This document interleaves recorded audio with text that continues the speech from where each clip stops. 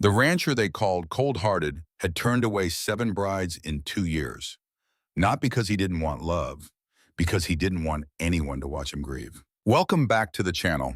If this is your first time here, I tell stories about ordinary people who find extraordinary courage in the most unexpected moments. Today's story is about a man who thought he had nothing left to offer, and a woman who arrived uninvited with medicine in her bag and grief in her past and changed everything. If this story moves you, please hit like and drop your city in the comments below. I want to see how far these stories travel. Now let's begin. Wyoming Territory, October 1887. The wind came down from the mountains before the sun did. Caleb Hartley heard it every morning. Now that particular scrape of autumn air across the valley, the way it rattled the loose board on the barn and pushed under the door of the main house as if it had business inside. He lay still in the dark, listening to it the way a man listens to something he expects to deliver bad news. Then he got up the way he always did and went to check on his mother. Eleanor Hartley had been a force of nature once. Neighbors still talked about her, how she'd held the ranch alone during a Shoshone raid while her husband drove cattle to market, how she'd set her own broken arm without making a sound, how she'd nursed half the valley through scarlet fever with nothing but willow bark tea and the kind of stubbornness that doesn't have a proper name. That woman existed only in stories now. The woman beneath the patchwork quilt was a husk, skin pulled thin over failing bones, breath coming in shallow rasps like dried beans in a jar. Caleb wrung out the cloth, laid it across her forehead, and pulled the chair close. "Still with me, Mama?" She didn't answer. She hadn't answered much in 3 days. Doc Peterson had stood in this very spot 2 weeks ago, removed his spectacles, cleaned them with careful deliberation, said what needed to be said without softening it the way frontier doctors learned to when they delivered too much grief. "I'm sorry, Caleb. Her lungs are filling. Could be pneumonia, could be consumption, could be simple age catching up with hard living. Whatever it is, there's nothing more I can do. Keep her comfortable." Comfortable? Caleb had repeated the word to himself after the doctor left, turned it over in his mind like a stone with something unpleasant beneath it. There was nothing comfortable about drowning on dry land. Nothing comfortable about watching a woman who had survived every hard thing the frontier could throw at her, a woman who had never once given up, now fighting for each breath while her son stood beside her, unable to do anything except hold a damp cloth and talk to the walls. Outside, the October sun climbed toward noon. He should have been checking the north fence. He should have ridden to town 3 days ago for supplies. There were 100 things a ranch required that he was not doing, and the ranch was beginning to show it. He stayed. He had been staying for 3 weeks. A horse whinnied from the direction of the road. Caleb's head came up. He moved to the window, careful to avoid the boards that creaked, and looked through the thin curtain without pulling it aside. A wagon had stopped at the gate, small and private, well-maintained, despite the dust of travel. A sturdy bay horse, the kind chosen with care rather than convenience. And standing beside the wagon, studying the house with an expression of calm assessment, was a woman. Caleb's stomach dropped. Not again. She was young, mid-20s perhaps, and clearly not from anywhere nearby. Even from this distance, he could see the differences. Dark hair pulled back in a style he didn't recognize. Clothing that was neither frontier practical nor Eastern fancy, but something in between. A posture that suggested neither submission nor defiance.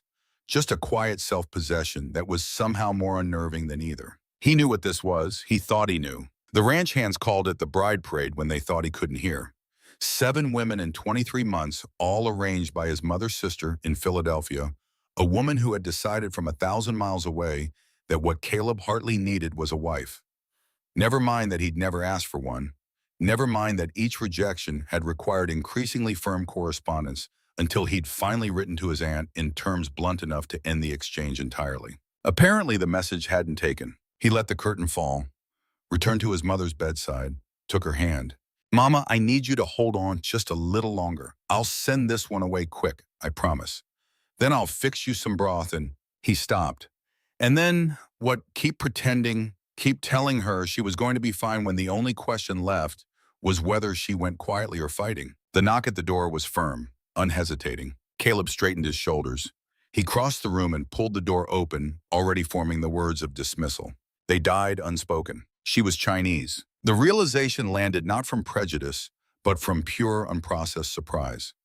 In 2 years of unwanted visitors, His aunt had sent German women, Irish women, a Norwegian widow, a Boston seamstress, even a French-Canadian woman who spoke more French than English. Never this. Never someone who would encounter the kind of suspicion and hostility that followed Asian immigrants through every frontier town from Sacramento to Cheyenne. What was his aunt thinking? The woman met his stare with dark eyes that showed no trace of intimidation. She was smaller than any of the others, had been barely reaching his shoulder. But there was nothing fragile about her bearing. She stood like someone who had learned through long practice to hold her ground in spaces that had never expected to accommodate her. "Mr. Hartley," her English was clear, accented, but precise. "My name is Leanne Zhao. I have come regarding your mother's illness." Caleb blinked. That was new. The others had introduced themselves with varying degrees of nervousness or forced cheer, made small talk, commented on the view, the weather, the journey. None had led with his mother. "I don't know what my aunt told you," he said, his voice coming out harder than he intended. "But there's been a misunderstanding. I'm not looking for I am not a bride." She said it simply, a statement of fact. "I am a healer. I heard in town that Eleanor Hartley is very sick, that the doctor has given up." "Is this true?" The words hit him like a slap.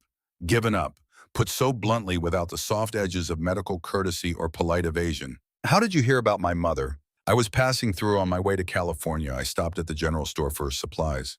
Her gaze remained steady. The owner's wife was talking about it. She said it was a shame such a good woman dying like that. Said her son was so broken up he turned away 7 mail-order brides because he couldn't bear to bring a woman into a house of death. Heat crawled up the back of Caleb's neck. Of course that's what they were saying.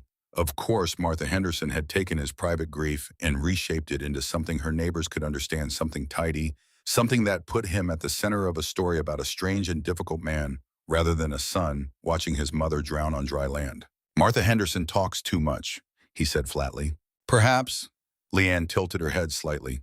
"But is your mother dying?" The question was so direct, so completely without pretense that Caleb found himself answering before he could think better of it.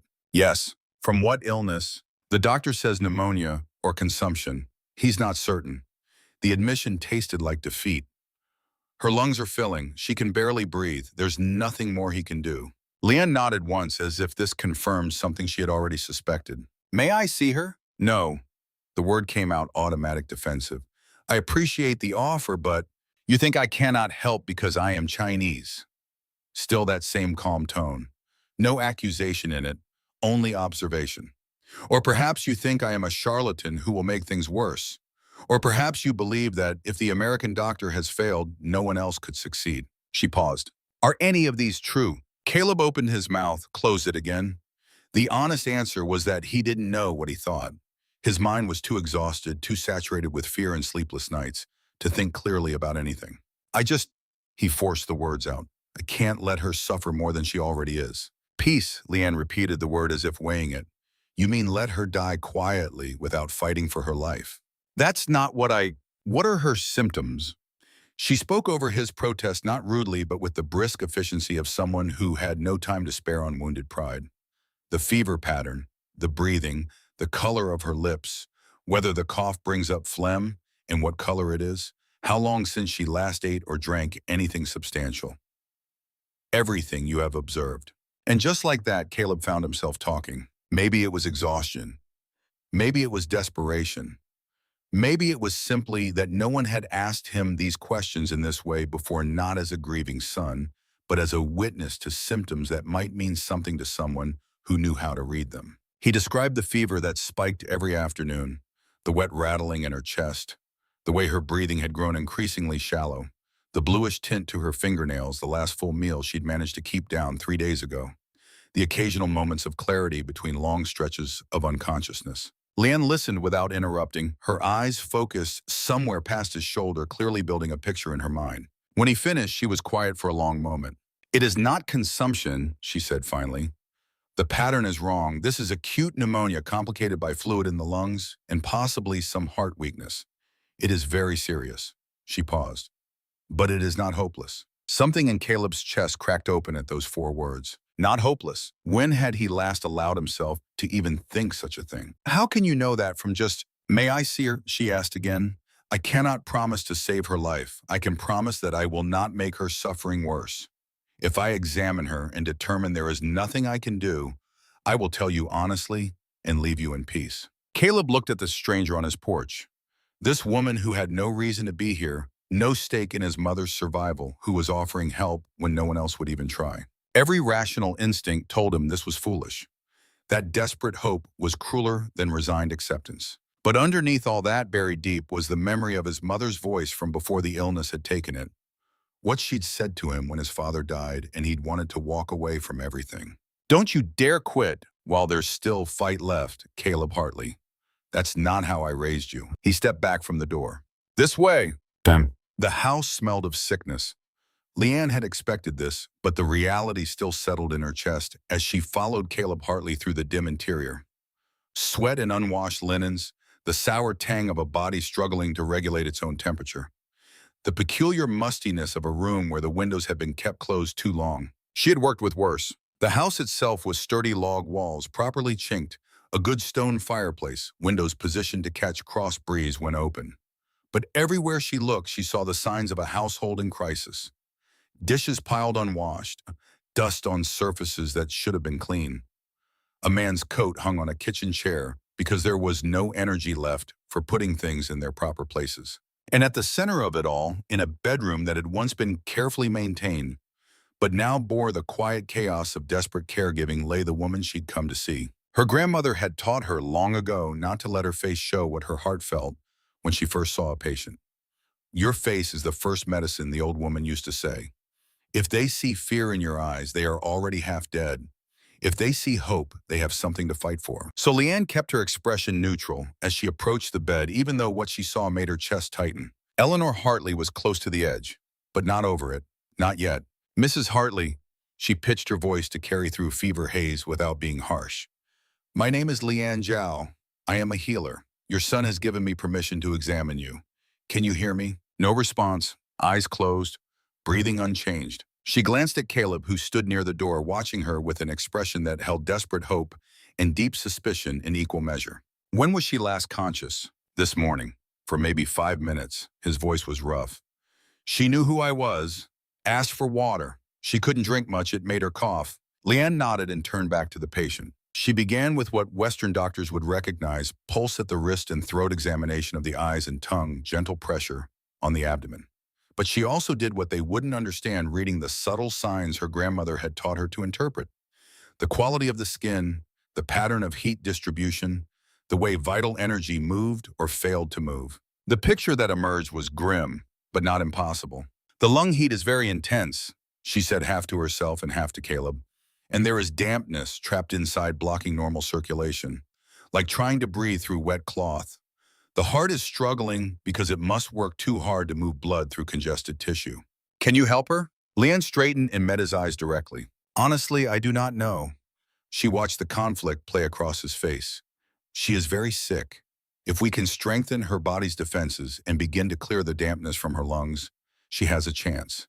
But it will require intensive treatment, herbs, compresses, possibly acupuncture. I will need to be here constantly for at least 3 days, maybe longer." She watched the war behind his eyes, the want to believe, the fear of believing, the bone-deep exhaustion of a man who had been carrying an impossible burden alone for too long. "What would you need?" he asked finally. "Your kitchen, water kept heating on the stove, clean linens, any alcohol you have, whiskey, grain, alcohol, anything strong." She paused. "And I will need to purchase some herbs in town if they are available." "They won't sell to you." Caleb's expression darkened. "Even if they had what you needed, which they probably don't, the stores won't serve you. There's only one Chinese family within 50 miles, and they keep to themselves after what happened last year." She didn't ask what had happened. She'd seen enough frontier towns to guess. "Then I will use what I have and improvise." She moved to the window and opened it, and Caleb made an involuntary sound of protest. "She needs fresh air." Leanne said it without apology. "Keeping the room closed traps the sickness inside, makes it harder for her body to expel what is making her ill." The doctor said, "The doctor is wrong about this. Not arrogance, certainty. I have treated many cases of lung illness. Fresh air does not cause harm. Stagnant air does. In hospitals in San Francisco, they learned this during the influenza outbreak 5 years ago. Caleb said nothing, but he didn't close the window. She took that as permission to continue. Over the next hour, Leanne transformed the sick room with the focused precision of someone who had done this many times before. She directed Caleb to bring in her travel trunk from the wagon, a surprisingly extensive collection of dried herbs, ceramic jars, small instruments, and bundles of needles wrapped in silk. Together, they repositioned Eleanor carefully, and Leanne stripped the sweat-soaked sheets and replaced them with clean ones. Eleanor stirred during the process, making a soft sound of distress. "Keep going," Leanne said quietly. "She feels us helping her even if she cannot fully wake. This is good." Once Eleanor was settled, Leanne set up her workspace on the dresser, laying out her tools with careful precision.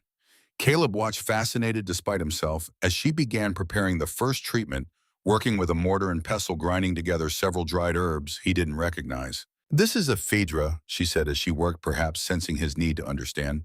"It helps open the breathing passages. This is dried ginger root. It helps warm the lungs and move stagnant fluid. Honeysuckle flower clears heat. Licorice root harmonizes the other herbs and protects the stomach." "How do you know how much of each?" "Years of training. My grandmother was a healer. Her mother before her. I began learning when I was 5 years old." She measured out precise amounts into a small pot. "In China, this is an honored profession." She added water and set the pot to heat. Soon the room filled with a pungent smell, earthy and slightly sweet, with an underlying sharpness that cut through the sickness smell that had dominated before. While the medicine steeped, she prepared something else, a paste of mustard seed flour and hot water spread across cloth squares. "These go on her back and chest," she explained. "They create heat that helps break up the congestion. It will feel uncomfortable, but that means it is working." "Won't it burn her?" "I will watch closely. The moment the skin becomes too red, I remove them." She met his eyes. "Trust is required, Mr. Hartley. Can you give me that?" It was a fair question. He was asking her to trust him with his mother's life based on nothing but her word and practices he didn't understand. Why shouldn't she ask the same of him? "Yes," he said, "I can." And what followed was a crash course in intensive nursing care. Leanne showed him how to support his mother's shoulders while she spooned tiny amounts of the bitter herbal decoction into Eleanor's mouth, waiting patiently for the unconscious woman's throat to work for each small amount to go down. How to position the mustard plasters and watch for the telltale redness that meant they were drawing the illness out. How to perform the gentle percussion on Eleanor's back, firm taps in specific patterns that helped loosen the congestion in her lungs. "In hospitals, they do not do this enough," Leanne said as she demonstrated the technique. "They give medicine and wait, but the body needs help to expel what is making it sick. We must work with it, not just for it." Hours passed. The afternoon light shifted, lengthened, began to fade.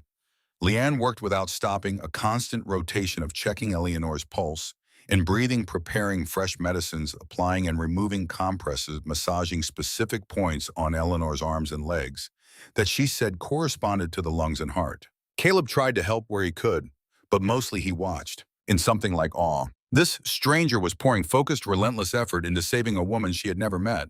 She didn't talk much during the work, conserving her energy for the task at hand. But when she did speak, it was always clear, always purposeful. As evening fell, Leanne finally paused, straightening from where she'd been bent over Eleanor's bed for the better part of 2 hours. She rolled her shoulders, working out the stiffness. "You should rest," Caleb said. "Eat something. I can watch her for a while." Leanne shook her head. "The first night is critical. If the treatment is going to work, we will start to see signs, subtle ones, within 12 hours. I need to monitor her constantly. Then I'll bring you food here, coffee. Tea if you have it. Coffee makes my hands shake and I may need to use the needles later." Caleb didn't ask about the needles. He'd seen the bundle of thin metal instruments in her trunk and decided he didn't need to understand everything at once. He went to the kitchen. Food had been something he grabbed when he remembered to for weeks now, quick and cold, and whatever was easiest. But Leanne deserved better than that. She was trying to save his mother's life. The least he could do was feed her properly. He managed to put together a decent meal, beans reheated from yesterday's salt pork fried crisp, the last of the bread that wasn't too stale. Made tea from the leaves his mother kept in a tin, hoping he got the strength right. When he returned to the bedroom, he found Leanne sitting in the chair beside the bed, her fingers resting lightly on Eleanor's wrist, eyes closed in concentration. She looked almost like she was praying. He suspected she was doing something more practical. Counting heartbeats, reading some quality in the pulse that he wouldn't know how to find. Food, he said quietly. Her eyes opened. Thank you, I will eat quickly. She did with the same focused efficiency she brought to everything else between bites. Checking on Eleanor, her attention never fully leaving the patient even while she attended to her own needs. You don't have to stay in here, she said after finishing. If watching is too difficult, I'm staying. Caleb pulled over another chair, positioning it against the wall where he'd spent countless nights. I've been here every night since she got bad, not changing that now. Leanne studied him for a moment, then nodded. Then make yourself as comfortable as you can. This will be a long night. Yeah. She wasn't wrong. As the hours crawled past midnight, Eleanor's condition seemed to worsen. Her breathing grew more labored. Her fever spiked higher. She began to cough deep, rattling coughs that brought up thick phlegm. The first time it happened, Caleb lurched to his feet in alarm, but Leanne was already there supporting Eleanor's shoulders, positioning a basin. This is good, she said, even as Eleanor coughed again, her whole body convulsing with the effort. The lungs are beginning to expel the dampness. It sounds terrible, but it is what we want. Are you sure? He heard the panic in his own voice. She can barely breathe as it is. I am sure. Feel her forehead. He did. Still hot, but maybe not quite as burning as before. The fever is beginning to turn, Leanne confirmed. Not breaking yet, turning. The next few hours will determine everything. Those next few hours felt like years. Eleanor coughed almost continuously, sometimes bringing up alarming amounts of thick yellow-green phlegm that Leanne examined with clinical interest before discarding. Leanne changed the compresses regularly, checking Eleanor's skin for any sign of irritation. She administered more medicine, different combinations, now adjusting her approach based on what she observed. And through it all, she talked to Eleanor in a low, steady voice, not like a doctor delivering instructions, like a person talking to another person who might be listening even if she couldn't respond. You are doing well, Mrs. Hartley. I know this feels terrible, but you are strong. Your body is fighting hard. The coughing is good. It means your lungs are clearing. Just keep breathing. Keep fighting. Your son is here. He has not left your side. He needs you to come back to him. Somewhere around 3 in the morning, Caleb found himself asking, where did you learn to talk to patients like that? Leanne didn't look up from where she was preparing another round of medicine. From watching my grandmother, she always said that healing is not just about fixing the body. The spirit must also have reason to fight. She paused. Your mother's spirit is strong, but it is tired. It needs to be reminded why living is worth the struggle. And you think it can hear you even though she's unconscious. I think we do not know all the ways consciousness works. She finally looked at him. In Chinese medicine, we believe the spirit exists beyond simple wakefulness. It hears, it knows. It can be reached even when the person seems beyond reach. She almost smiled. Besides, what does it hurt if I am wrong? She hears nothing and we have lost nothing. If I am right, perhaps my words help her find her way back. Caleb had no argument for that. He lapsed back into silence watching Leanne work. Finally, as the dark began to gray toward morning, he asked the question that had been building all night. Why are you doing this? Leanne paused, didn't turn around. Because I can. Because she needs help. A beat. Then is there a better reason required? Most people would need more than that. Most people wouldn't stop their whole journey work all night for someone they'd never met. Perhaps. She turns to face him then, and in the dim pre-dawn light, her face looked younger and more tired than he'd realized. Or perhaps I know what it is like to watch someone you love die because no one would help them, because the doctors said there was nothing to be done, or because those who could help refused to treat someone who looked like me. Your mother, 4 years ago in San Francisco. Her voice remained steady, but Caleb could hear the weight underneath it. She caught pneumonia after we were evicted from our house during a cold winter. I tried to get her into the hospital. They would not take Chinese patients. I tried to hire a doctor to come to where we were staying. None would come to Chinatown. By the time I found someone willing to help, it was too late. She paused, but before she died, she told me something I have thought about every day since. She said that the year before I was born, the hardest year of our family's life, a rancher had helped us. A stranger in a frontier territory with no reason to offer anything to a Chinese family he had never met and would never see again. She never forgot his name. She made me memorize it. Leanne looked at him directly.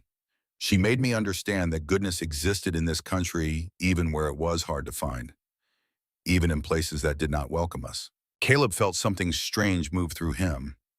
something he couldn't name yet. "What was his name?" he asked.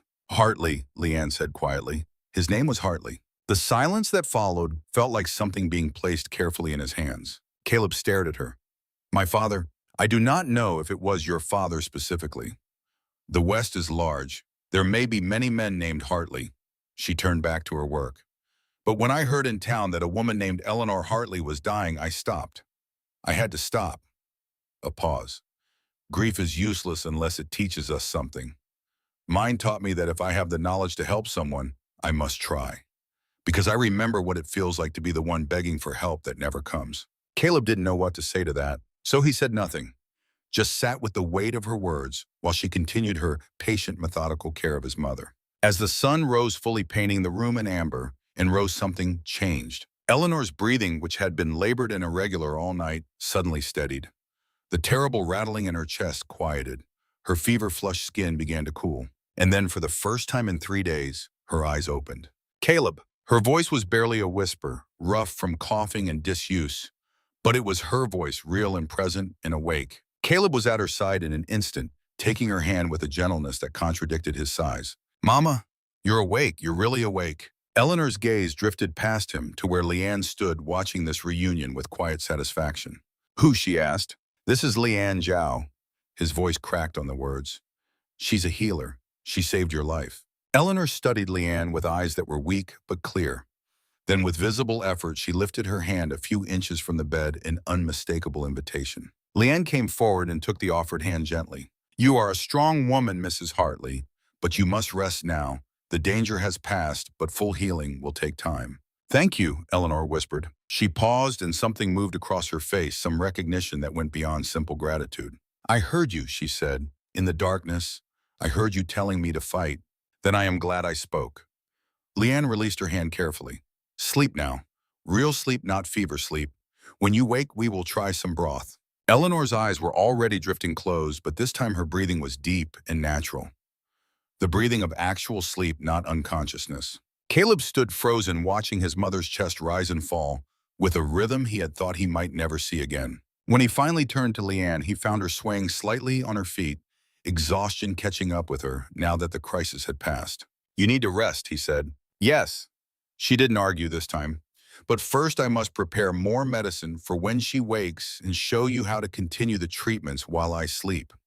She is not fully healed. The next 2 days are still critical. I'll learn whatever you need to teach me." He gestured toward the kitchen. "But please at least sit down while you explain, before you fall down." A small smile crossed her face, the first he'd seen from her. "You may be right about that." They moved to the kitchen, where morning light streamed through the windows. Leanne was methodical, even in exhaustion, explaining what he needed to do, what signs to watch for, when to give each medicine, and how. "And if something goes wrong while you're sleeping," Caleb asked, "wake me immediately. I will sleep in the room across from your mother's. The door will be open. The smallest sound will wake me." "That's fine," he paused. "Thank you. I don't think you understand what you've done. My mother is everything to me. Without her—" He stopped, unable to finish the sentence. "I understand," Leanne said simply. She made it to the spare bedroom, to his father's old office converted after his death, and was asleep almost before her head touched the pillow. Still fully clothed, too exhausted even to remove her shoes. Caleb stood in the doorway for a moment, watching this stranger who had appeared out of nowhere, and in the span of a single night, turned everything around. Then he quietly closed the door and returned to his mother's room. Eleanor slept peacefully for the first time in weeks. He settled into his familiar chair. But everything felt different now. The weight of helpless dread had lifted. Outside, the Wyoming morning unfolded in shades of gold and blue. Somewhere down the valley, cattle lowed. A hawk circled on the thermals. The world continued its indifferent rotation. But in the Hartley house, something had changed. Caleb sat with the quiet turning over Leanne's words in his mind. A rancher named Hartley. His mother's sister in Philadelphia, arranging brides he'd never asked for. His father, who had died when Caleb was 23, leaving behind a ranch and a ledger full of obligations and a box of correspondence that Caleb had never fully sorted through. He looked at his mother's sleeping face. Who was the Hartley who helped her family? He didn't know, but he knew where he might find out. And he knew with a certainty that surprised him that he needed to find out before he said anything to Leanne at all. Some debts needed to be understood before they could be honored. He closed his eyes. For the first time in 3 weeks, he slept. Caleb woke to the sound of voices, soft but distinct enough to pull him from the first real sleep he'd had in weeks. For a moment, disorientation swamped him. He was in the chair beside his mother's bed, his neck stiff from the angle morning light falling across the floor at a position that told him it was well past dawn. Then memory crashed back. Leanne, the medicine, his mother's eyes opening. The voices were coming from the kitchen. He pushed himself upright, joints protesting, and moved toward the sound. Through the doorway, he could see his mother sitting at the kitchen table, actually sitting upright and alert with a bowl of broth in front of her. Leanne sat across from her, both hands wrapped around a cup of tea, watching Eleanor with the careful attention of a healer monitoring her patient's progress. "The first time I used ginger for nausea, I was 7 years old," Leanne was saying. "My grandmother sent me to treat the baker's wife who was pregnant and couldn't keep food down. I was so nervous I dropped the herbs twice before I managed to prepare them correctly." Eleanor's laugh was weak but genuine. "And did it work?" "Eventually, after the baker's wife scolded me for wasting good medicine on her floor." A small smile. "She said if I was going to be a healer, I needed steadier hands. So every day for a month, she made me practice carrying a bowl of water across her shop without spilling a drop." Wise woman. She was impatient, which I needed more than wisdom at that age. Leanne glanced up and saw Caleb in the doorway. "Why? Good morning. Your mother insisted on getting out of bed. I told her it was too soon, but she can be very stubborn." "Wonder where I get it from," Caleb said. He was rewarded with a tired smile from his mother. "I've been lying down for weeks," Eleanor said. "If I stay in that bed another minute, I'll go mad." She lifted a spoonful of broth with a hand that trembled slightly, but managed the task. "Besides, Leanne says moving around will help my lungs clear." "Gentle movement," Leanne corrected. "You walked from the bedroom to the kitchen. That is enough for now. After you finish eating, perhaps a few minutes of fresh air on the porch. But slowly. Your body has fought a hard battle. It needs time to rebuild." Caleb pulled out a chair and sat still, half convinced he might be dreaming this scene. His mother awake, color returning to her face, the terrible rattle gone from her breathing. "How long did I sleep?" he asked Leanne. 4 hours. I woke 2 hours ago and found your mother already trying to get up on her own." "I was doing fine until the room decided to spin," Eleanor admitted, "which is why you do not try to move without help yet." Leanne's tone was firm but fond. "The fever may have broken, but your body is still very weak." Eleanor took another spoonful of broth, and Caleb watched his mother's face, really looked at her for the first time in days without the lens of terror distorting what he saw. She was thin, much thinner than she should be. There were shadows under her eyes that spoke of the ordeal she'd been through. But she was here, alert, alive. "I should check the cattle," he said. The words came automatically reflex after weeks of neglect. "Go," Eleanor said. "I'm not going anywhere, and Leanne will make sure I don't do anything foolish." "I will sit with her," Leanne confirmed. "The morning treatments can wait until you return. There is no crisis now, only careful management." Caleb hesitated one more moment, then stood. "Thank you," he said, to both of them, "for being stubborn enough to still be here." Eleanor reached out and squeezed his hand. "Go on, do what needs doing. We'll be fine." Outside, the October air was crisp and clean, carrying the scent of pine and distant snow from the mountains. Caleb breathed it in deeply, letting it clear the sick room smell from his lungs. The world looked different in the aftermath of survival, sharper, more precious. He spent the morning checking the cattle, assessing the fences, taking stock of what the past weeks of neglect had cost him and what could be repaired before winter. The ranch work had a way of continuing without you, at least for a while, but he could see the signs of inattention everywhere. A broken fence rail, a gate hanging crooked on worn hinges, the water trough that needed cleaning. He lost himself in this work, the familiar rhythm of physical labor providing its own kind of healing repair.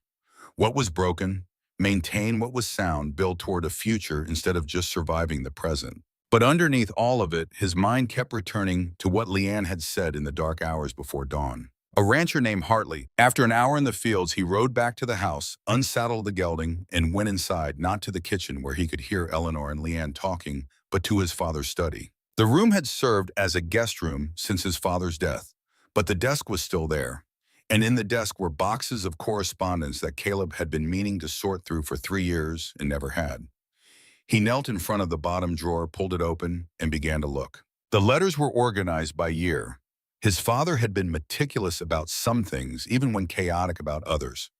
Caleb worked backward from the year of his father's death through the hard winters of the early 1880s, deeper into the years before Caleb was old enough to remember clearly. He found it near the bottom of the stack. A letter dated April 1878 written on paper that had gone soft with age in his father's careful handwriting. To Mr. Liang Jiao in family San Francisco, in acknowledgement of your generosity during the winter of 1877 to 78, which kept this ranch and this family alive, through circumstances I am not able to repay in kind at this time. I am a man who believes that debts of this nature do not disappear simply because they are inconvenient. I intend to repay this debt in full with interest as soon as the ranch recovers sufficiently. I give you my word as a Hartley that this obligation will be honored. William Hartley. There were other letters after that. His father's continued attempts to locate the Zhao family reports that they had moved, that the San Francisco address was no longer valid, that a contact had told him a woman named Meilan Zhao had died, and her daughter had gone east or north. No one was certain. The last letter in the sequence was dated 1885, 2 years before his father died. It read simply, I have not been able to find them. I will keep trying. If I cannot repay this debt in my lifetime, I hope to at least tell Caleb before I go, so the obligation passes to him. I have not told him yet. I keep thinking there will be time. There had not been time. Caleb sat on the floor of his father's old study for a long while holding the letters. His father had borrowed money from a Chinese family during a brutal winter, the winter of 1877, when Caleb was 6 years old and didn't understand why they were eating less, only that his mother looked worried all the time, and his father disappeared for long stretches on the horse. The debt had never been repaid. His father had died trying to find them. And now the daughter of that family was sleeping in the spare bedroom, having just spent the night saving his mother's life. Caleb did not believe in coincidence as a rule. He was a practical man, raised in a practical landscape, trained to look for causes rather than magic. But he sat there a long time all the same and felt the weight of something too large and too precise to be accidental. Boom! He returned to the kitchen at noon, dirty and tired in the good way, carrying the letters in his jacket pocket. He hadn't decided yet what to say to Leanne. He needed to understand the full scope of the debt first. He needed to know whether telling her would feel like honesty or like asking for something he didn't deserve. He found the scene shifted. Eleanor was back in bed, propped on pillows and looking drowsy but content, and Leanne was at the stove preparing something that filled the kitchen with a lighter, more pleasant herbal scent than the intensive medicines from the night before. She ate again, Leanne reported without looking up. More broth and a little bread softened in warm milk. Kept it down with no trouble. This is very good progress. How long until she's fully recovered? If we are careful, 2 weeks before she can manage light household tasks. A month before she returns to full strength. But that assumes no setbacks, which means following the treatment plan exactly. She poured the liquid she'd been heating into a cup and handed it to Caleb. For her lungs. She needs this 3 times a day for at least a week.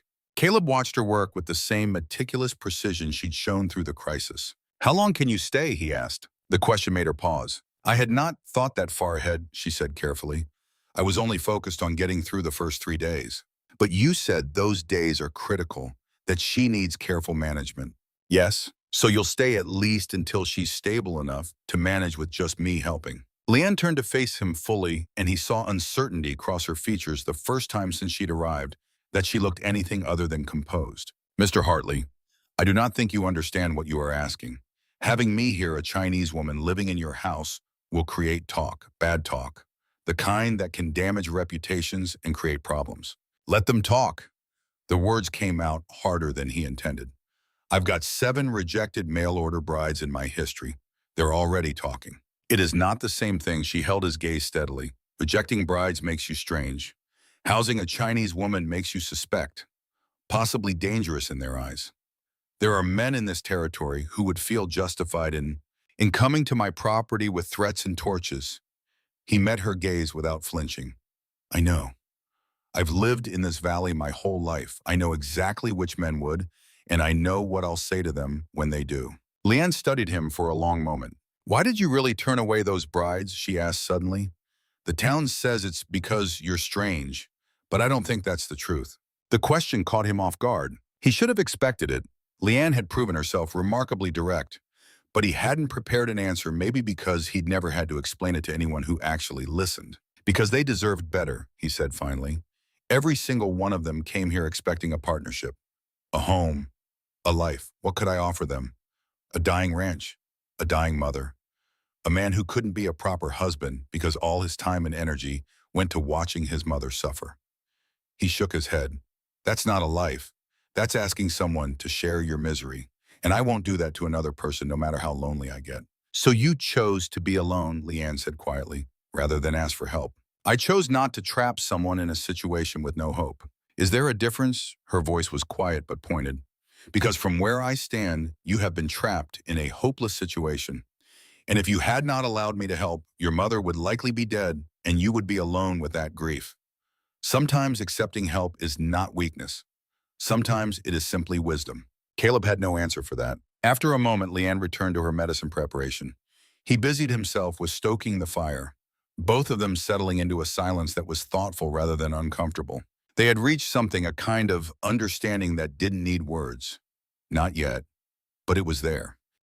That evening, Leanne was showing him how to prepare the night dose of medicine when Eleanor called out from the bedroom. They found her sitting up, looking troubled. "What is it, Mama?" Caleb asked immediately. "Are you in pain?" No, I'm fine." She gestured impatiently. "I just realized, Leanne, you said you were passing through to California. You had your own journey, your own plans. And here you are 2 days later, still taking care of strangers." "You are not strangers anymore," Leanne said simply. "That's kind of you, but I can't keep you from your life indefinitely." "Where were you heading? What were you planning to do in California?" Leanne hesitated. Caleb saw something flicker across her face, some emotion quickly suppressed. "I was going to San Francisco to join my cousin's household. He has a successful import business and offered me a position managing his accounts." "That sounds like a good opportunity." "It is practical." Leanne's tone was carefully neutral. "My cousin is a good man and working for family is safer than trying to make my way alone." "But," Eleanor pressed gently. Leanne was quiet for a moment. "My cousin is kind, but his wife is not. She resents having to take me in, sees me as obligation rather than family. I would be useful to them, but I would never truly belong. I would be the poor relation, always grateful, always in debt." She paused. "But it is better than many alternatives available to a Chinese woman alone in this country." "When were you supposed to arrive?" Caleb asked. "2 weeks ago." He blinked. "You're 2 weeks late already." "I sent a telegram from town explaining I had been delayed by illness, which is true enough." She shrugged slightly. "They will be angry.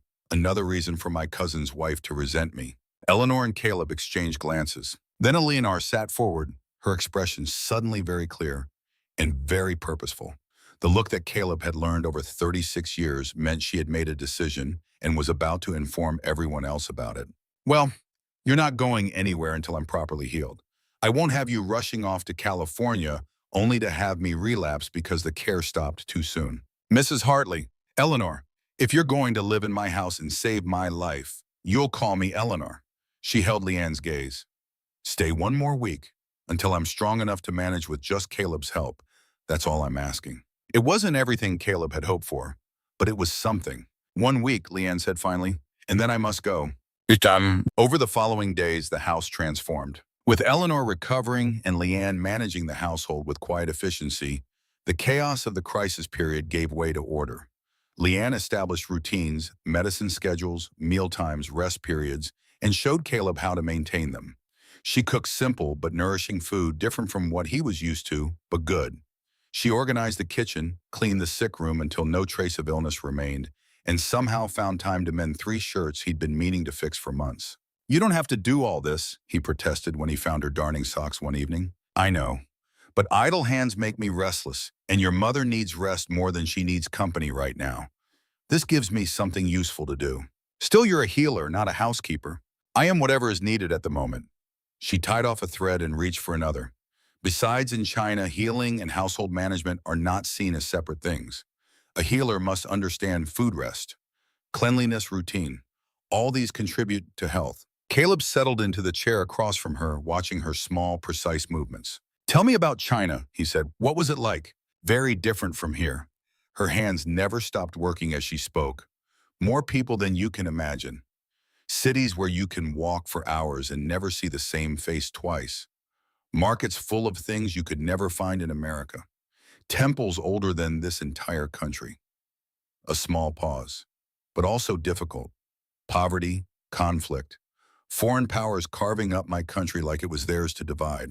Is that why you came here? Partly. My mother wanted a better life for me. She had heard stories about America gold in the mountains, opportunities for everyone, a place where hard work mattered more than family name. A bitter note entered her voice. She did not know that those stories were only partly true, that they did not apply to people who looked like us. Do you regret coming? Leanne was quiet for a moment, considering. I regret that my mother died believing she had brought me to a better place when the truth is more complicated. But I do not regret the journey itself. America has taught me to be strong in ways I never would have needed to be in China.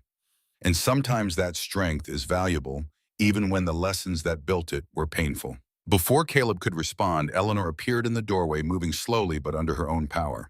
I've been resting for days, she said preemptively. I need to move around or my muscles will forget how to work. Besides, she made her way carefully to the table and sat. I wanted to talk to both of you. Mama, if this is about... Hush and let me speak. Eleanor folded her hands on the table. Leanne, you said you would stay one more week. That week is almost up. Yes, I plan to leave the day after tomorrow. You are strong enough now.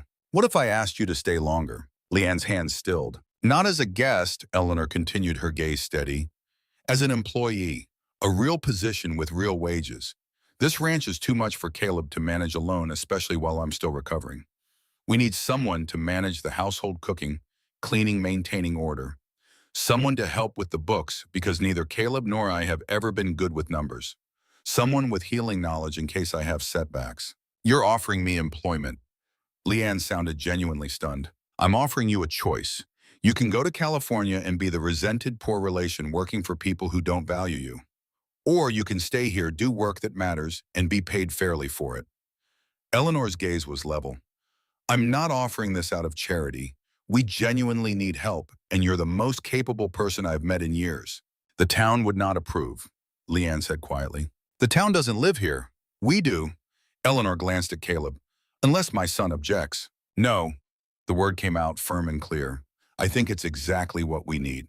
Leanne looked between them, and Caleb could see her carefully maintained composure beginning to crack. Not from distress, but from something she'd been holding at a careful distance, finally being allowed to come close. So quietly he almost missed it, she said, yes, I will stay for a month, and we will see what happens. The relief that washed through Caleb was so intense it surprised him. He hadn't realized until that moment how much he'd been dreading her departure. It was on the fourth day of her official employment that Caleb told her about the letters. He had been waiting for the right moment, trying to understand his own motivations first, trying to make sure that when he spoke it would come out clearly and without the wrong kind of weight to it. He found her in the garden behind the house one afternoon, examining the overgrown herb bed that his mother had planted years ago but hadn't been able to maintain during her illness. She was kneeling in the dirt, turning over soil with her hands, her expression absorbed and peaceful. Leanne, she looked up. I found something, he said, when I went through my father's old correspondence. I think you should see it. He held out the letters. She took them slowly, read the first one, the one acknowledging the debt to a family named Zhao. Her face changed as she read, something moving through it that was too complex to name quickly. She read the second letter, and the third, and the final one where his father wrote that there had not been time. When she finished, she sat still for a long moment holding the papers. My mother never told me the name, she finally said. She told me a rancher had helped us, a good man in an unlikely place. She said his kindness was the reason she believed America was worth coming to. She turned the last letter over in her hands. She never told me she'd given him money. He borrowed it, Caleb said carefully. He intended to repay it. He spent the last years of his life trying to find your family and could not. I know. She set the letters down carefully on the garden wall. My mother knew. She told me once that she had let the debt go, not because she did not think it could be repaid, but because debts between good people become gifts over time. She paused. She was glad he had made it through that winter. That was enough for her. Caleb sat down beside her on the garden wall. When you heard the name Hartley in town, he said, when you came to this ranch, did you know? No. She shook her head. I did not know.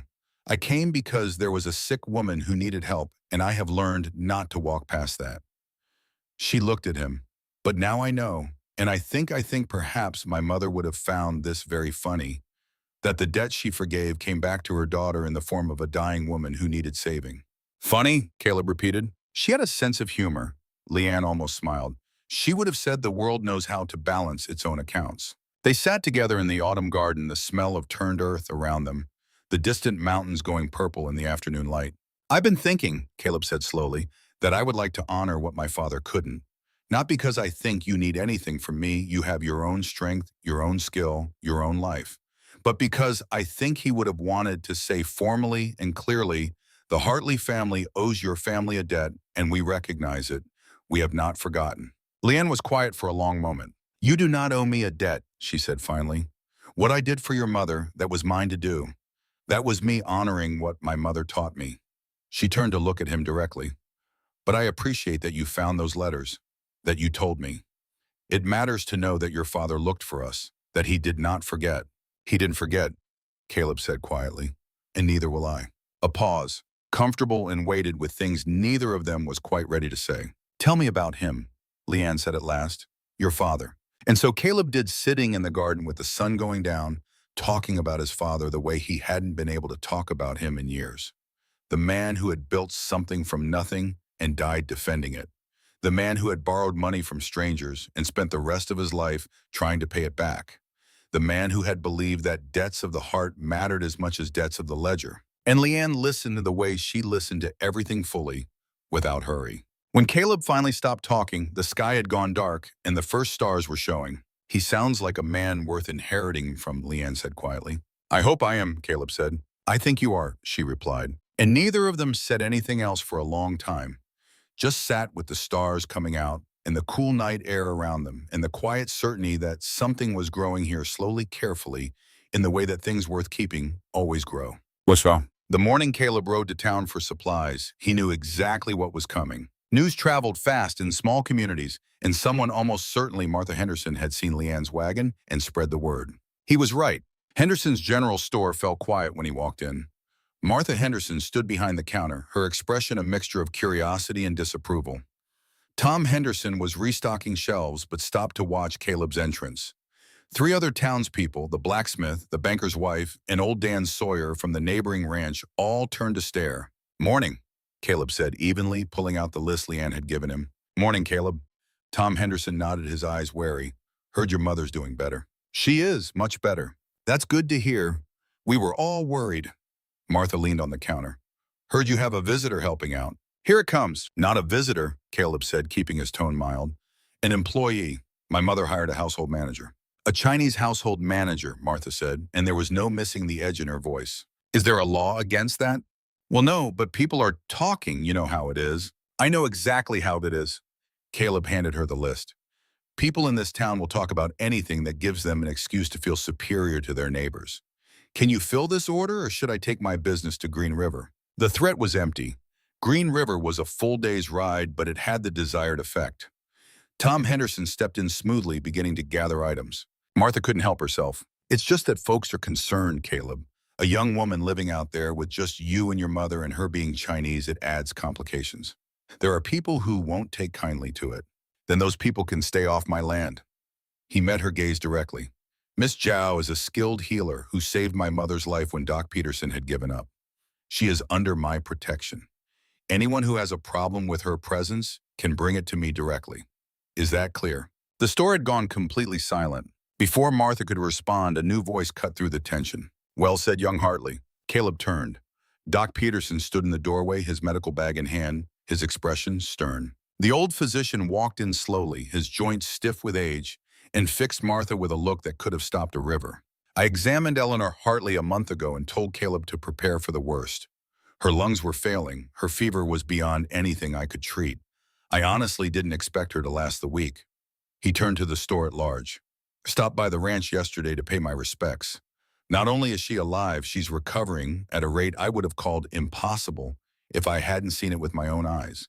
Miss Zhao has skills I don't fully understand, but I cannot argue with results. He looked around the room. Before any of you start spreading rumors or causing trouble, remember that Caleb Hartley has done nothing wrong except save his mother's life by accepting help from someone willing to give it. If we had more people in this town willing to look past their prejudices, we'd all be better off. The doctor's words seemed to deflate the tension. Tom Henderson cleared his throat. Your order's ready, Caleb. That'll be $6.30. Caleb paid, gathered his packages, and nodded to the doctor. Thanks for stopping by yesterday. Mama appreciated it. It was my pleasure. Doc Peterson lowered his voice. I meant what I said in there, but be careful anyway. Not everyone in this valley is as reasonable as they ought to be. I know, I will be. The trouble came 2 weeks later, on a cold November night. Caleb was in the barn checking on a mare that was due to foal any day when he heard shouting from the direction of the house. He ran. The scene that met him in the yard stopped him cold. 4 men on horseback, faces hidden by bandanas, torches, casting unsteady orange light across the dirt. He recognized Wade Hutchins by the big sorrel gelding even before he could make out the man's build. Beside him, Garrett the foreman and Tom Henderson's oldest boy, Billy. The 4th man was unfamiliar, smaller, wiry, sitting his horse with the nervous energy of someone being paid to cause trouble. Leanne stood on the porch, positioned between the riders and the front door. Her posture was rigid, her hands clenched at her sides. Even from across the yard, Caleb could see she was terrified, but she hadn't moved, hadn't retreated a single step. Eleanor had appeared in the doorway behind her, wrapped in a shawl. Either you go willingly, Wade was saying, his voice distorted by the bandana, or we make you go. Your choice. This is my home, Leanne said. Her voice shook, but it held. You heard her. Eleanor's voice rang out sharp and clear from the doorway, the voice of a woman who had once held a ranch alone during a Shoshone raid. She's not going anywhere. Now get off our property before I get my husband's rifle. Eleanor, you're a sick woman. We're doing this for your own good. The only good I need is for you to turn those horses around. Eleanor took a careful step forward, one hand braced against the door frame, spine absolutely straight. Leanne Zhao has more integrity and skill than most of this valley combined. She saved my life when everyone else had given up.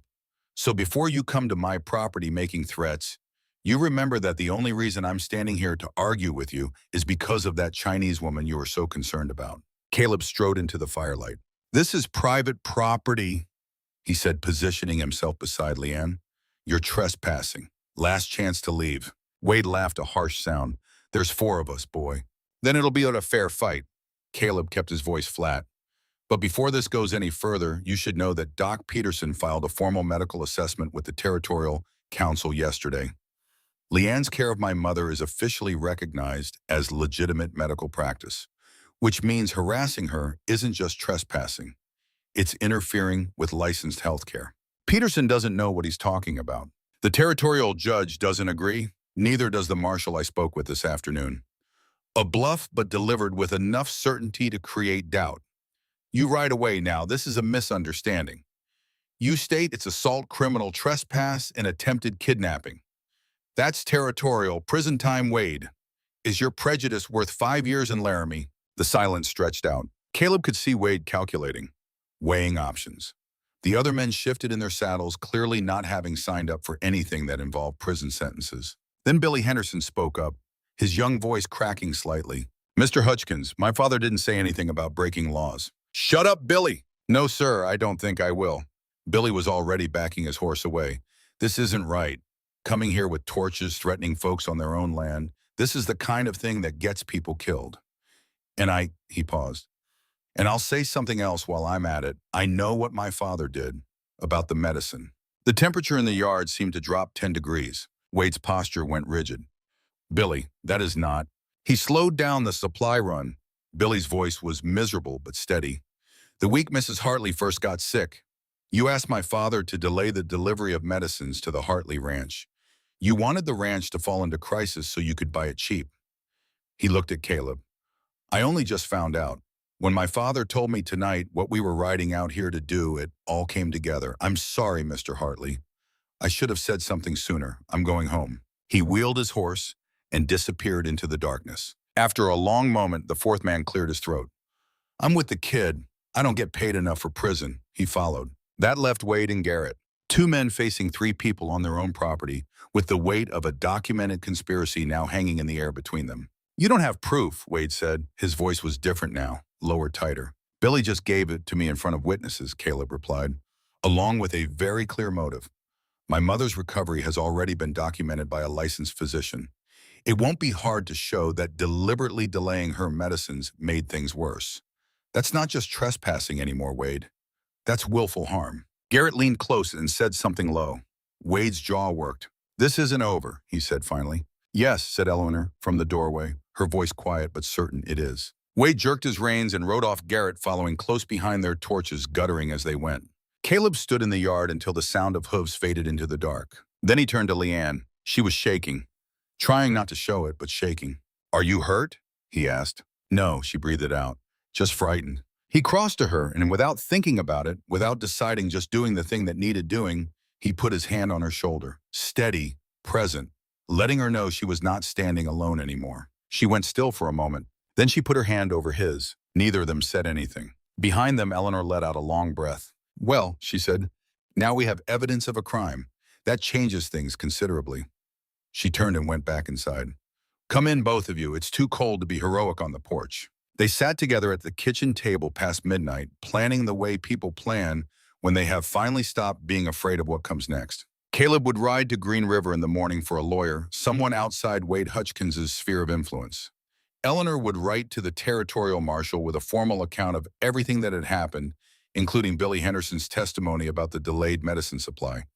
Leanne would complete her documentation, every treatment, every date, every measurable outcome, into a record so thorough that any official inquiry would find nothing but exemplary medical care and deliberate external interference. Billy will confirm the testimony in writing, Leanne asked. He will, Caleb said. I know Billy Henderson.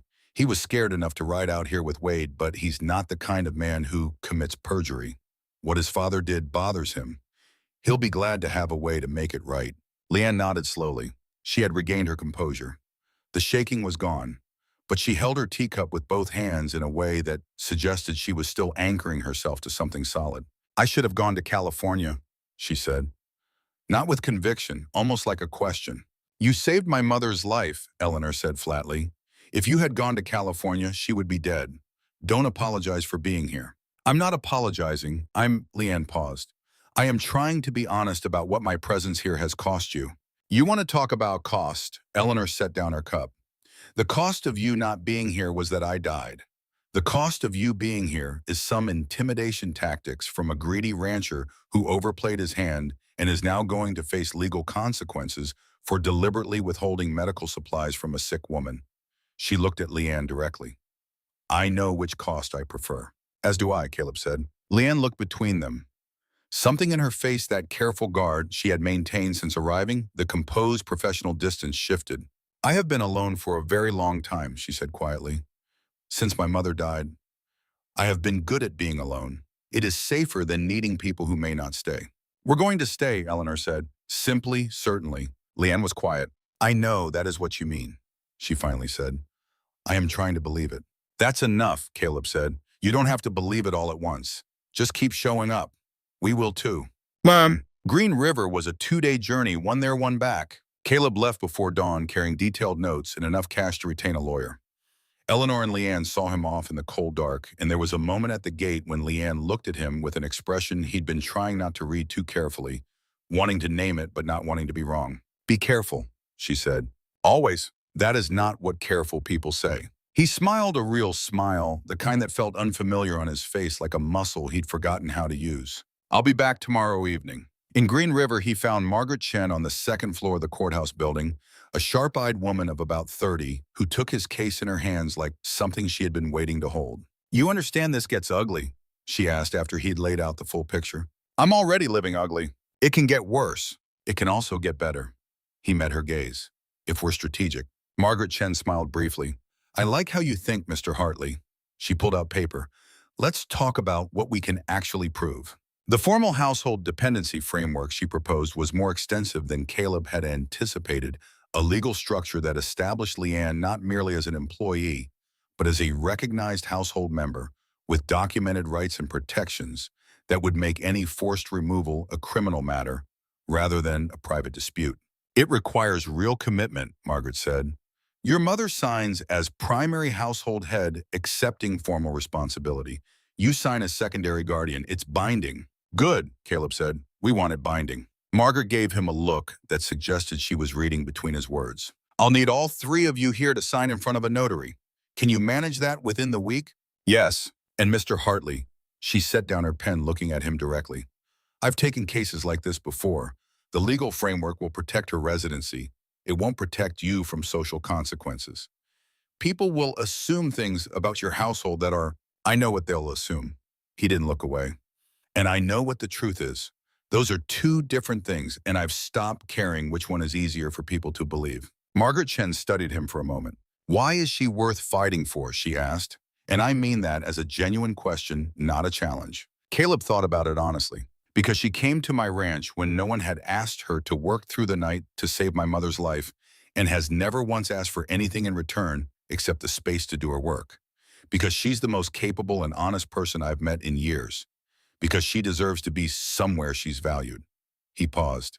And because I think I know that my father would have recognized what she is and been ashamed that we hadn't done better by her family long ago. Margaret Chen was quiet for a moment.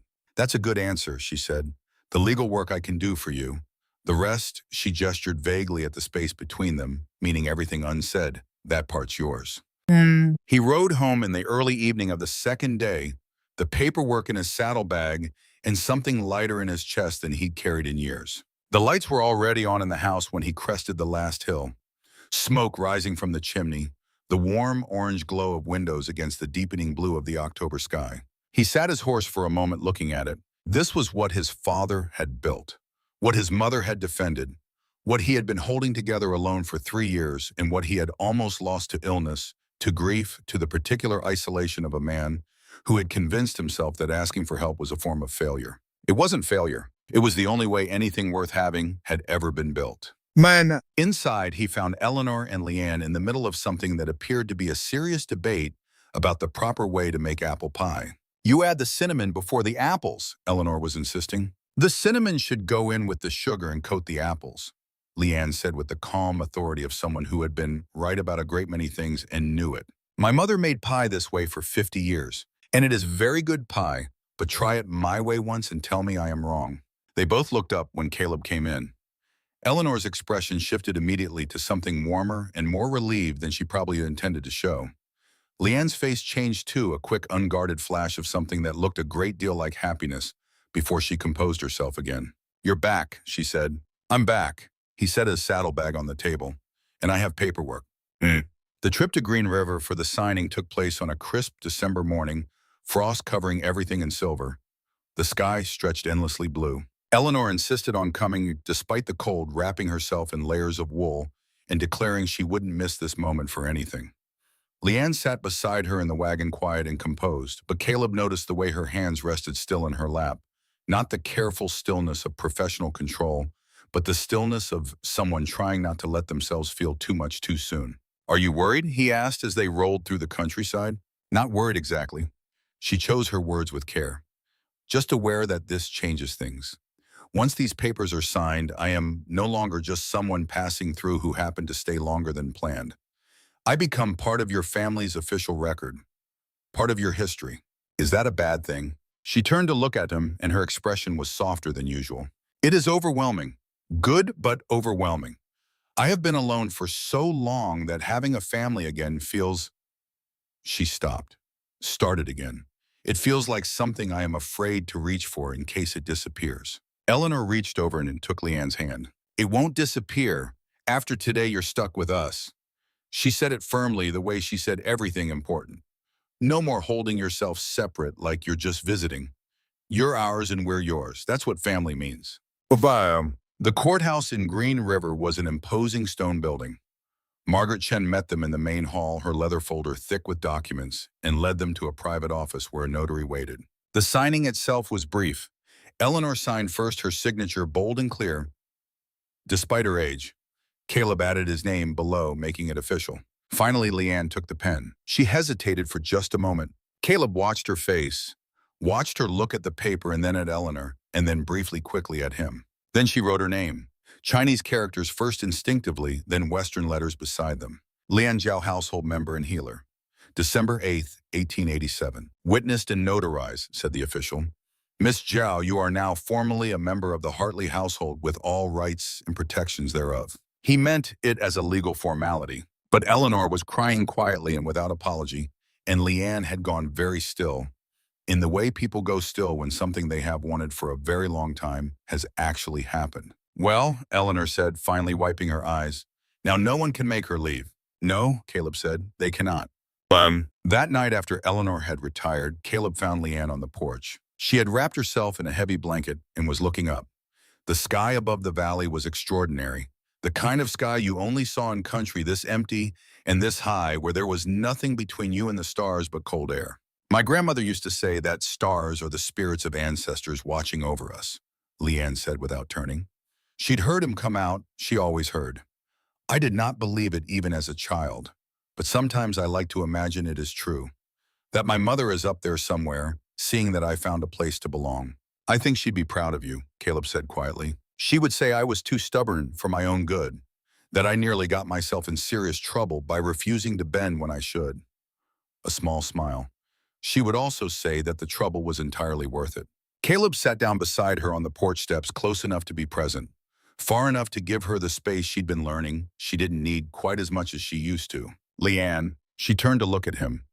In the starlight, her face was calm and clear, the professional composure laid aside for the evening, just herself.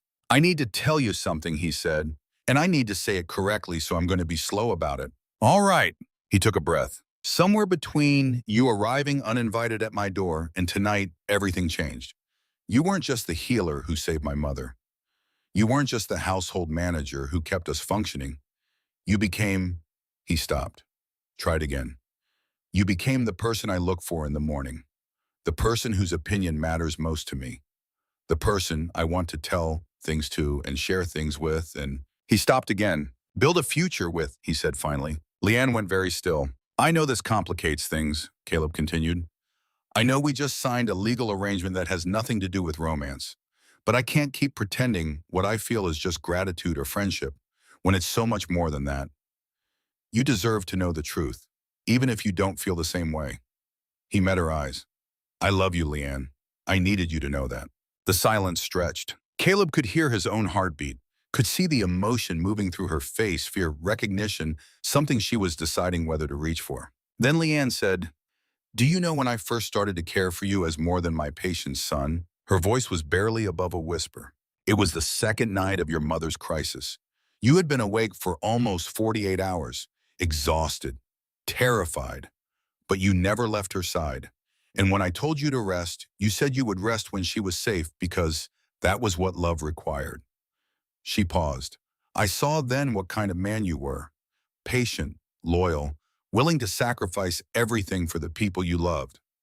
A pause where I told myself what I felt was admiration, respect, but it became impossible to deny the truth that I was falling in love with your stubbornness and your kindness, with the way you saw me as a person, not just as my usefulness, with the man who rode 2 days to find legal protection for someone he was calling just an employee.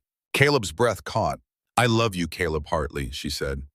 I have loved you for longer than I admitted to myself. But I was afraid that if you didn't feel the same way, I would lose this home I had found. You could never lose this, he said. This is your home, regardless of what happens between us. I know that now. She looked at him steadily. But I am not afraid anymore. Not when you were looking at me like that. He wasn't sure who moved first. Maybe they both did at the same moment, closing the final distance between them. Her face tilted up, his hands finding her shoulders, and the kiss was soft at first. Both of them learning this new language of closeness, and then deeper and more certain as weeks of restrained feeling found their way into something true and unhurried and real. When they finally separated, both of them were breathing a little faster, and Leanne laughed, a quiet, genuine sound of happiness that he thought might be the most beautiful thing he'd heard in years. Your mother is going to be insufferable about this, she said. She's been hinting for weeks. She knew before I did. Leanne rested her head against his shoulder, and Caleb felt the rightness of it settle into him like heat from a good fire. What happens now? Now we figure it out as we go. We're already family legally. We can take our time deciding what comes next. I have strong feelings about not rushing into things we might regret, she said.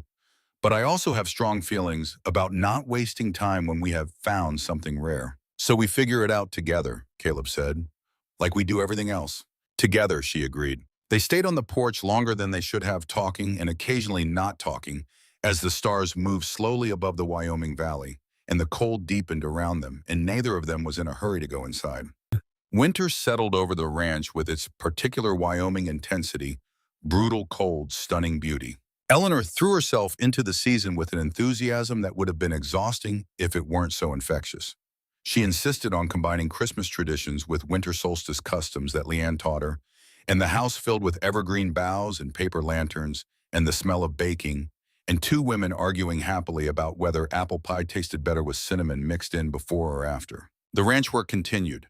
The legal documentation Margaret Chen had filed with the Territorial Council did exactly what she'd predicted. Wade Hutchkins' subsequent attempts to have the arrangement challenged were shut down thoroughly and publicly, and the word spread through the valley that interfering with the Hartley household would carry legal consequences. But what Caleb noticed most through those winter months was not the absence of threat. It was the presence of life. His mother healthy and sharp and laughing again. Leanne moving through the house with a settled ease she hadn't shown when she first arrived, no longer holding herself at a slight distance from everything, no longer carrying the careful tension of someone who expected to be asked to leave. The two of them working together in the kitchen or sitting by the fire in the evenings with books and conversation, or arguing about remedies with a particular delight that he suspected was less about the argument and more about the pleasure of having someone worth arguing with. And him. Caleb Hartley, who had spent 3 years convincing himself that solitude was strength and asking for help was failure, waking up every morning to a house that felt like home, working alongside people who had chosen to be here, building towards something instead of just holding the line. In early spring, he took Leanne to the highest point on the ranch, a rocky outcropping that looked out over everything his family had built, and told her about his father's dreams for this place, about legacy and family, and building something that would last beyond one lifetime. Then he pulled out a small box. Inside was a ring, ample silver set with a single turquoise stone made by a craftsman in Green River, who had listened carefully to what Caleb wanted and delivered exactly that, honest and sturdy and meant to last. "I've been thinking about what I said to you on the porch in December," he said, "about forever, and I've realized I don't want to wait anymore. Life is too uncertain. What we have is too precious." He took her hand. "Leanne Zhao, will you marry me? Will you let me spend the rest of my life loving you and building a future together?" She looked at him for a moment in the warm spring light, the valley spread out behind her, and the mountains still snow-capped above. Then she said, "Yes, absolutely yes." She laughed through her tears as he slipped the ring onto her finger. "I would be honored to be your wife." He kissed her there on the hilltop with the valley below them and the whole spring season unfolding around them, two people from different worlds finding each other in an unlikely place, choosing to build something together out of grief and stubbornness in a late October night when a woman with a medical trunk had shown up uninvited at a dying woman's door. The wedding took place in October, 1 year, almost to the day after Leanne's wagon had stopped at the gate. They held it at the ranch because neither of them wanted to subject their beginning to the judgment of an institution that was still learning to see them clearly. Doc Peterson officiated. Margaret Chen came from Green River to witness. Eleanor wore her best dress and wept openly and without apology. Billy Henderson attended alone, having quietly and without fanfare chosen different ground to stand on than his father's. And Wade Hutchkins came. He arrived with his wife Martha, who walked carefully, but under her own power, color returned to her face and steadiness to her step. In February, she had nearly died. Pneumonia exactly like Eleanor's, swift and severe.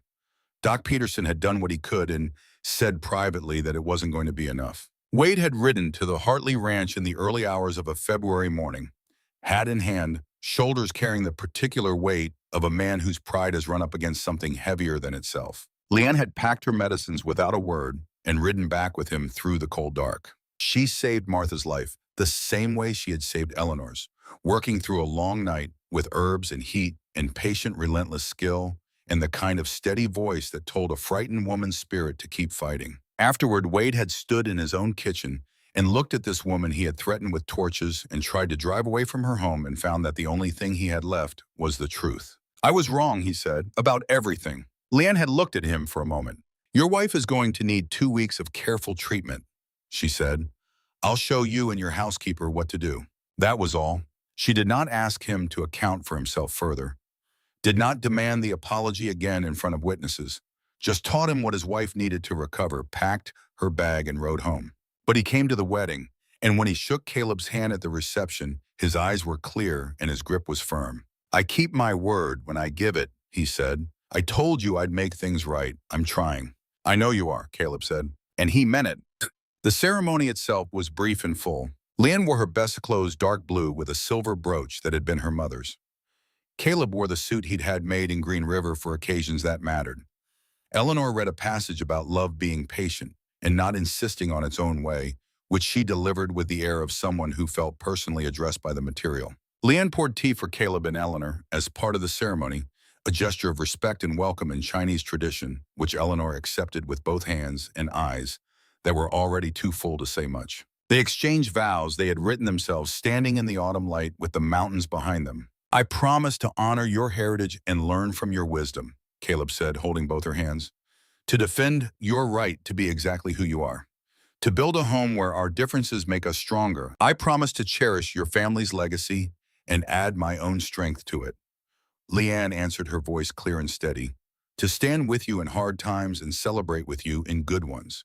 To build a future our children can be proud of. When Doc Peterson pronounced them married, the small gathering broke into applause, genuine and warm, the sound of people who had chosen to be present for this moment rather than arrive at it by accident. That evening, after the guests had gone and Eleanor had retired, Caleb found Leanne where he'd expected to find her, on the porch looking up.